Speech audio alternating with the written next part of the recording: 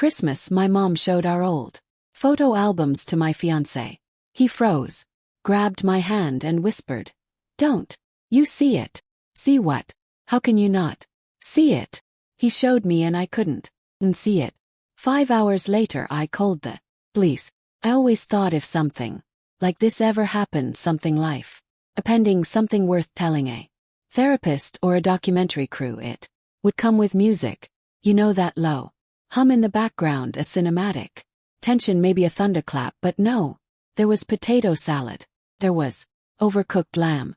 There was my mom humming Mariah Carey while wiping the kitchen counter like she hadn't just weaponized nostalgia for the 20th consecutive year. No thunder, just that weird smell our house always has over the holidays. Lemon cleaner and something vaguely burnt. Wasn't expecting anything. That's the thing. Walked in like I always do. Smiled like I always do. Pretended this wasn't going to be another annual reminder that I never quite fit into the frame. Fiancé Lucas was his usual calm self. Observant, quiet, the kind of man who could make a living just by noticing things. I'd brought him because I thought he could anchor me. Joke's on me. Guess my sister Nina was already there, swirling her wine and wearing something beige and expensive looking. Her boyfriend nodded a lot. My parents smiled like they meant it. Dinner was dinner, familiar, tight-lipped, tense. Beneath the surface, the roast was dry. The raita was sharp. My mom asked Na about her new job. My dad asked Lucas about computers like he'd never met a millennial before. No one asked me anything, but that's standard. I used to get upset. Now I just count how long it takes for them to pretend I'm not there. This year, 9 minutes after dessert, Mom did what she always does. She clapped her hands and said, "I brought the albums out," like it was a surprise and not something she had planned with military precision. She always brings the albums, always acts like she just happened to find them in the hallway closet under a pile of dish towels. We all smile like we haven't seen the same stained pages 100 times before. Na leaned in like she was watching an award show. Her boyfriend put on his best and interested face. Lucas sat next to me, quiet. I watched him more than the pictures. First album, birthdays, beach trips, awkward school photos. Second album, Nina as a baby, Mom glowing, Dad proud. Third album, me. That's when Lucas changed. He didn't say anything at first, but I saw it. The way his shoulders tensed, the way he squinted at one page, then another. Way he tilted his head, the exact same way he does when he's retouching a photo and spots a bad crop. He was scanning, measuring, and then without looking at me, he grabbed my hand under the table. "Don't you see it?" he whispered. Blink. "See what? How can you not see it?" Then he dropped my hand and went back to flipping pages like nothing had happened, smiling, nodding at my mom's commentary about how I once tried to feed a pine cone to a stray cat. Sat there frozen. My ears were ringing. Tried to match his rhythm, keep my smile in place, but it felt like my skin was on backwards. When I leaned in and asked him again, he shook his head slightly. "I'll explain later," he said. "Just go along with it." Which is honestly the emotional motto of my entire childhood. We left 20 minutes later. Lucas made up something about an early flight. Or maybe it was a late Zoom call. My mom. My dad didn't care. Na didn't look up from her phone. Kissed everyone goodbye like I wasn't unraveling inside. In the car, Lucas reached into his coat and pulled out a few loose photos. He must have taken them from the pile beside the albums. Hadn't even noticed. "Look," he said. Did, kind of. The first one was me in a pink coat standing in front of a stone. Well, seen it before. It lived in my memory like bad wallpaper. "What?" "It's just a photo." He handed me 2 more. "Same face," he said. Same angle, same smile, same shadows. "Look closer."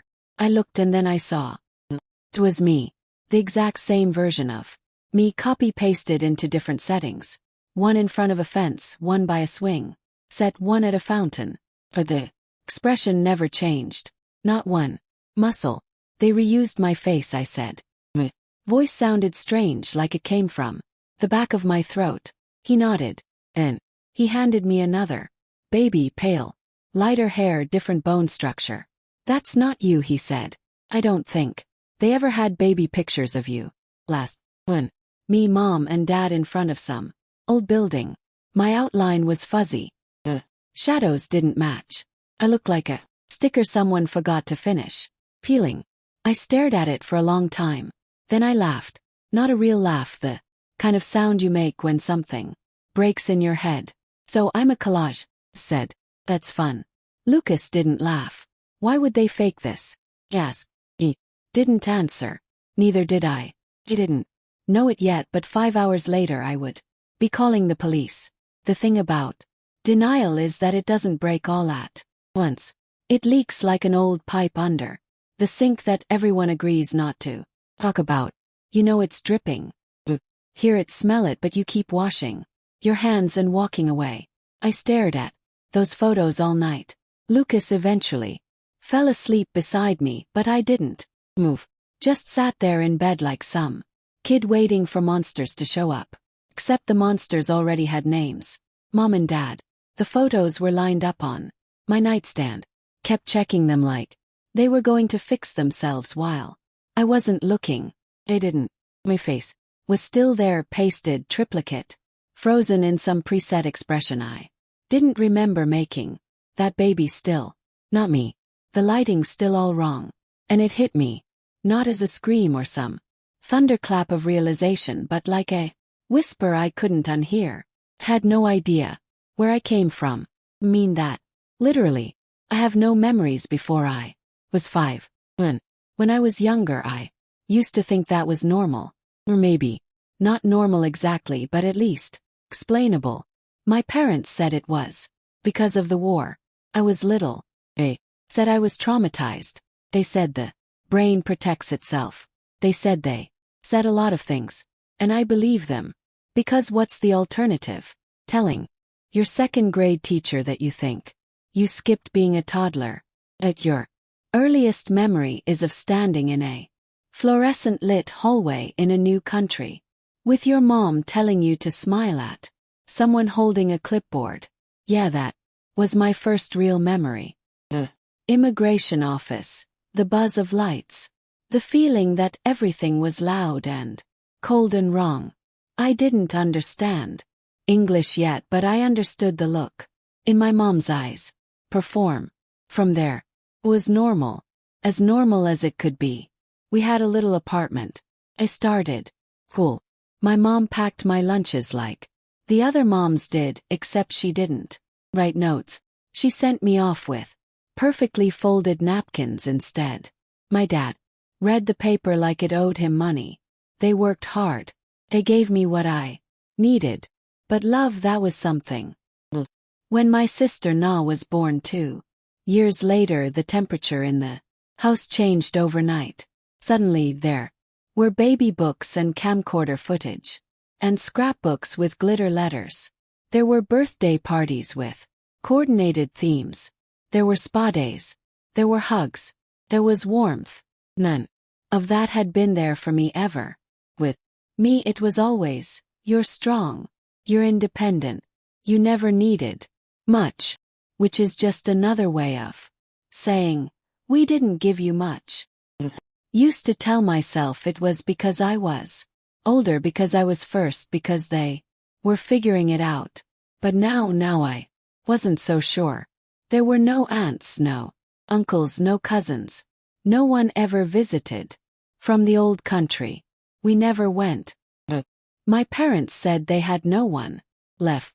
It was war, they said. Everyone is scattered. I asked about family once. Dad said it was complicated. My mom changed the subject. And then there was the Facebook message. I was 15. I walked into the kitchen and saw her on the laptop. She was staring at a message in a language I couldn't read at the time. Serbian. There was a name I didn't recognize, a woman. The message had hearts in it. My mom's face was blank. Then she deleted it, blocked the sender, closed the laptop. When I asked who it was, she said, spam. Spam doesn't send you messages that make your hands shake. But I let it go because I always let it. Oh. I was diagnosed with PTSD at 17. Nightmares, panic attacks, this dull, ever-present fear like something was always about to happen, like I was waiting for a door to slam that never did. My therapist asked me about the war. I told her I didn't remember it. She said that was probably why, except now I know I wasn't scared of the war. Was scared of her. I didn't remember that right away. Didn't hit like lightning. Came in pieces. At night, as I sat at the kitchen table, staring at the photos Lucas had taken, one memory blinked to life like a flashlight in a dark room. A woman, not my mother, not the one who raised me. Someone else. Softer face, dark eyes. She smelled like citrus. I was holding her hand. And then there was another woman, not the one who raised me. Someone else. Softer voice, gentle. And I was holding her hand. Then the woman I grew up calling Mom walked in. She was younger, smiling like she'd just arrived.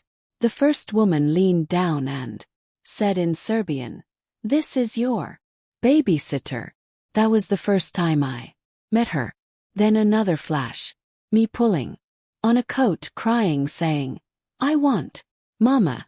And a hand on my shoulder tight. "Don't say that again. If you talk about her, you disappear."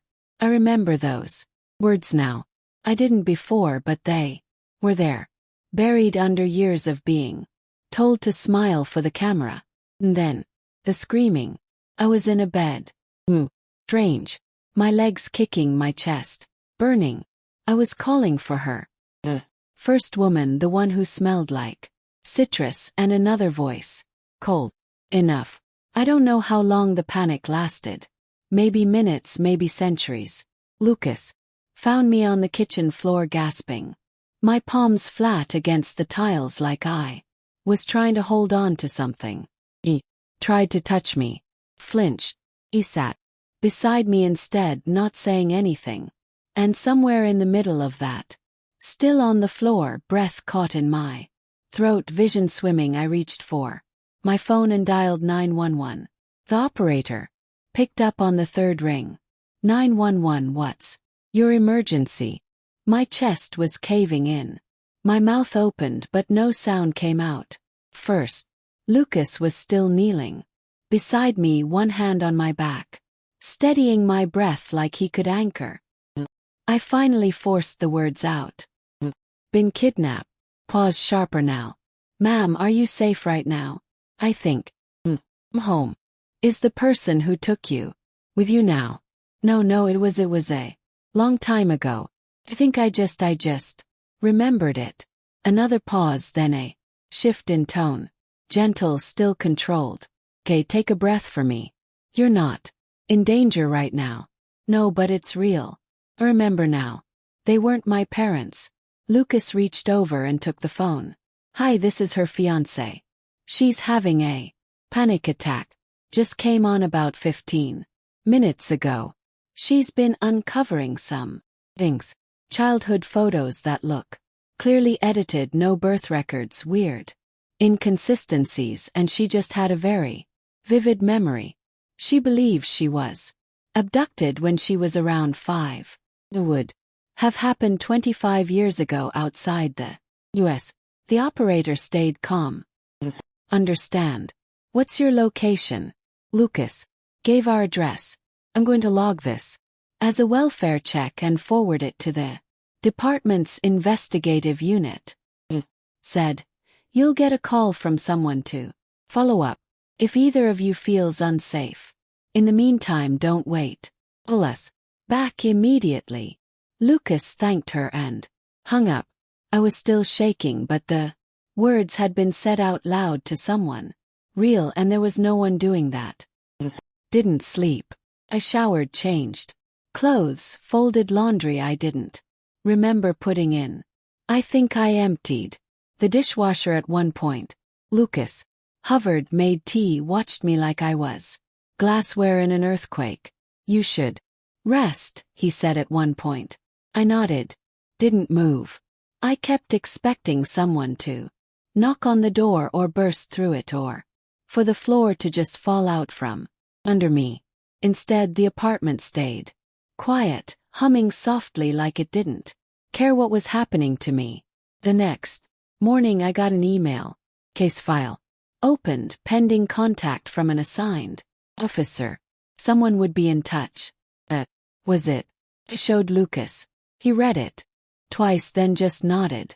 It's real now, he said. Real. Like it hadn't been real when I was curled on the kitchen floor, trying to remember if I'd ever actually had a mother. The knock came 2 days later. 3 taps, measured, calm like favor. I opened the door and saw my mom holding a brown paper bag like she was delivering cookies. My dad stood slightly behind her, hands in his coat pockets, face neutral. Can we come in? She asked, already stepping forward. Lucas appeared beside me. He nodded slowly and let them in. They sat on the couch like they were guests. My mom put the paper bag on the coffee table. Brought some of that soup you like, the carrot one from when you were sick that time I was 8, and she told me to stop crying because I wasn't dying. That soup. Thanks, I said flatly. She smoothed her coat and looked around the apartment like it might help her figure out what to say. My dad stayed standing. We spoke to the police, she said finally. They said you filed a report. I did. She looked like she wanted to be offended but didn't have energy. You should have just come to first. Would you have told me the truth? He paused, blinked. We didn't want to hurt you. Lucas spoke. So it's true. My dad finally stepped forward. Yes, he said. You're not biologically. I exhaled through my nose. Not relief, just confirmation of something I already knew but needed someone to say loud. My mom nodded. Your mother was young, very young. She couldn't take care of you. She begged us to take you with us. Begged. I said she wanted you to have a better life. We were leaving, and she was staying behind. It was war. She knew what that meant. So where is she now? My mom folded her hands. Me. Oh no. You never checked. It was complicated. Lucas crossed his arms. We fake the photos. My dad didn't flinch. We didn't want her to feel like she didn't belong. So you erased her real life and invented one? Lucas asked. Me. Mom's voice cracked. You were 5. Cried for her for weeks. It was awful. But you adjusted. You forgot. We thought it was better that way. You could have told me and said what? He snapped. We took you from your mother. You had a life you'd never remember. Would have hated us. You think I don't? Silence. Then she pulled something from her bag. Photo. Me, maybe 6 years old, holding my dad's hand. This one's real, she said, like that was supposed to fix. I didn't touch it. They stood. Me. Dad looked at Lucas, then at me. Me. Didn't steal you. We rescued you. Didn't answer. Neither did Lucas. The worst part, for about 10 seconds I almost believed them.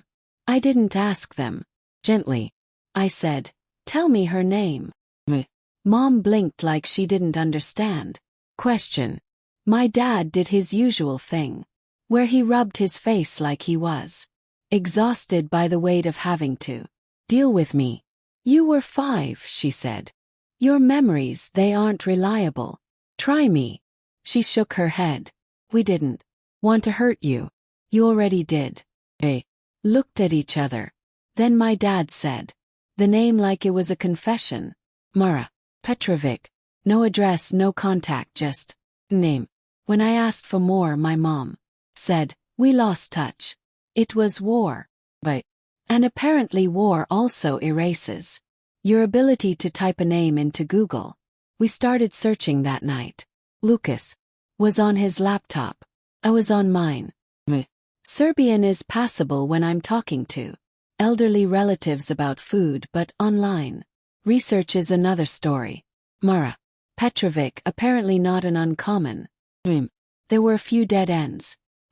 Florist in Novi Sad, a retired gym teacher in Belgrade. Then I clicked on a grainy Facebook profile, no smile, no filters, just a woman with dark hair, pulled back, early 50s, faint lines around her eyes, and a face that made my stomach drop. I stared. Lucas leaned over. She looks like you, he said. Shook my head slowly. No, I look like her. It wasn't just a resemblance. Was the kind of similarity that makes you uncomfortable. The kind you don't see in the mirror until someone else points it out. Same jawline, same eyes, same expression when she wasn't trying to have one. She hadn't posted in months, but her about section listed a town in southern Serbia, the same one I'd heard once in passing when I was 10, and my mom slipped up. We sent a message. We used Google Translate. Probably sounded robotic, but Lucas checked it 3 times. I stared at the screen the entire time like it might answer me back. Hello. I was given your name. I think I might be your daughter. Then we waited. She replied the next morning. One line. Can we talk? We set a video call. I don't remember agreeing to it. Lucas did all the clicking. I just sat there wrapped in a blanket, feeling like I was about to meet someone from a dream I didn't know it had. And then her face appeared. It looked older than her profile photo. Tired, but still her, still me. It didn't speak at first, just stared. Her hand went to her mouth like she needed to hold something in. I wasn't sure, she said finally. But now that I see you, I wanted to say something, anything. The words got stuck somewhere behind the lump in my throat. I've been looking for you for 25 years, she said my name. Wasn't Isabel back then. It was at Melina. Froze. Melina. It didn't sound familiar, but it felt right, like a shoe I hadn't worn in decades, but still fit. I blinked, trying to stay steady. You give me up. Her face broke. Not dramatically. Not like in the movies.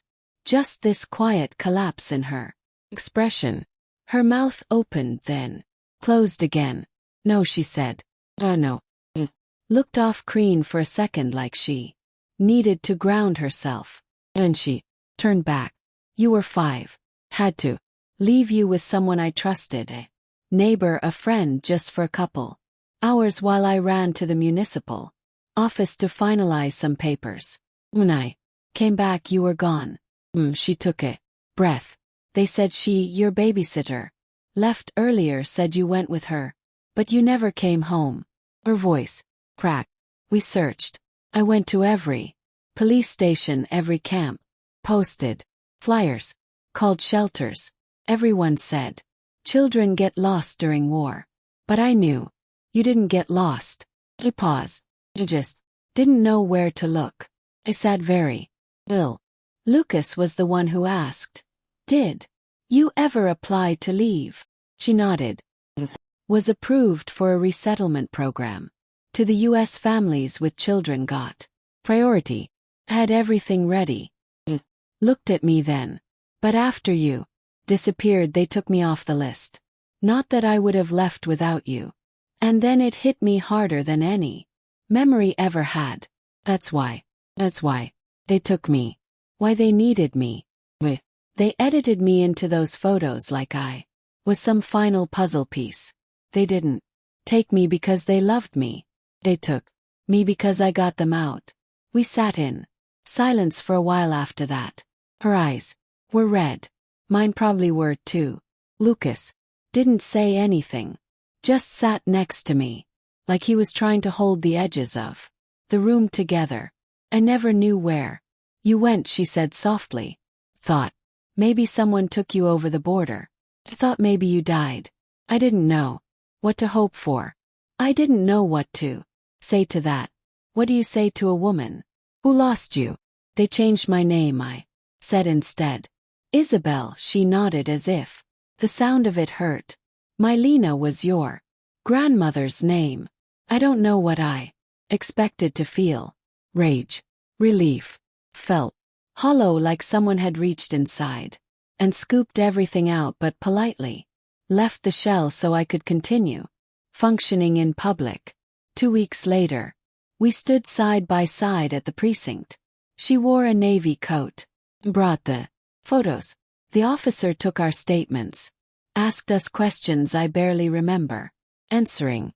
My mom, my real mom, unfolded a creased flyer from her purse, the original missing persons notice.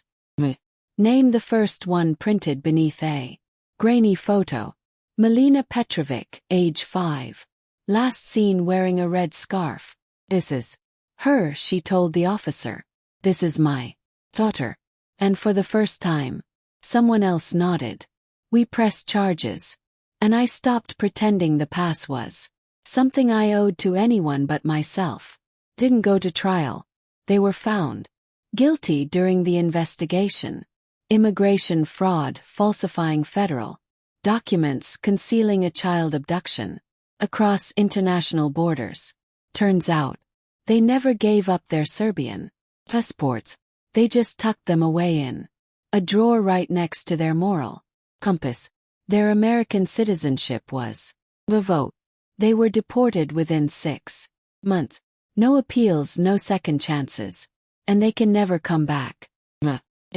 Course she did. She was born here. At first, she didn't say much. Just stared at the floor a lot. Then one day she came over and said, "That was really messed up." It wasn't an apology. Exactly, but it was something. Talk. More now than we ever did growing up. She's not my sister by blood, but she still knows how I take my coffee, and that counts for something. As for Maya, my real mother, she moved to the US 6 months after everything settled. Family reunification program. Lucas and I helped with the paperwork. She got a job at a bakery near our apartment. Says it reminds her of the one she worked at when she was 21 before everything happened. We're planning the wedding. She's on the guest list. She cried when she got the invitation. People who raised me lost everything. And honestly, they built their life on a lie. When it collapsed, I didn't feel guilty. Felt free. Did I go too far or not far enough? Tell me in the comments.